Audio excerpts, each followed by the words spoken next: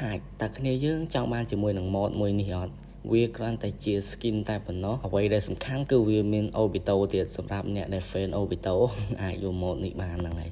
មុនចូលដល់វីដេអូខ្ញុំសូមនិយាយបន្តិចនេះម្ចាស់ account បានឃើញសូមបញ្ឈប់ផងមួយរយៈហ្នឹងគឺគេ spam ឡាកច្រើនមែនតើចឹងហើយគឺឲ្យខ្ញុំវីដេអូរបស់ខ្ញុំគឺថាធ្លាក់ view មែនតើ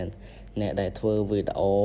ជួបបែបហ្នឹងគឺនឹងយល់អារម្មណ៍មួយហ្នឹងហើយ yes យ៉ានេះនៅពេលដែលយើងមិនទាន់ប្រែកាយឥឡូវយើងប្រែកាយហើយគឺស្អាតមែនតើគ្នាយើង mode មួយនេះខ្ញុំឃើញគេលេងខ្ញុំឃើញគេដាក់នៅក្នុង TikTok អញ្ចឹងហើយខ្ញុំក៏បានសុំ link ពី brother ម្នាក់ហ្នឹងហើយគាត់ឲ្យ link នឹងមកខ្ញុំអញ្ចឹងហើយខ្ញុំក៏បានមកធ្វើវីដេអូចែកជូនអ្នកនរគ្នាហ្នឹងហើយសម្រាប់ទី2គឺជា Obito អ្នកនរគ្នា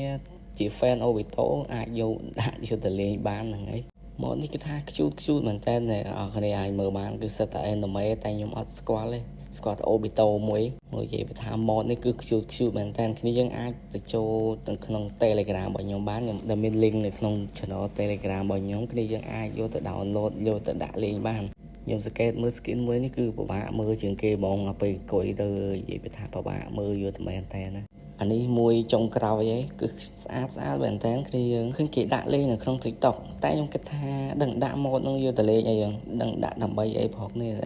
វីដេអូថ្ងៃហ្នឹងមានប៉ុណ្ណឹងកុំភ្លេចឲ្យបេះដូងម្នាក់មួយផងបាយ